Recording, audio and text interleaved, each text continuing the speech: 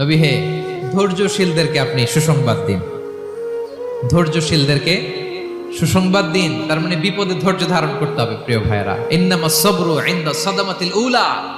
বিপদে আমরা অনেক সময় প্যানিক হয়ে যাই, অস্থির হয়ে যাই, কি করব, হতাশ। না, মুমিনরা হতাশ হয় না, ধৈর্য ধারণ করে। কি করে? কি করে?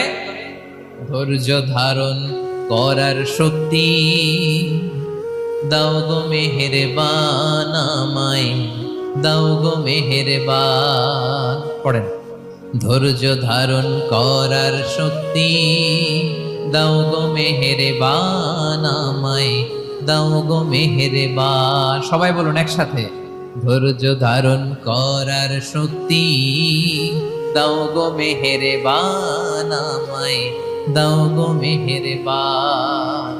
বুকের ভেতর ব্যথার নদী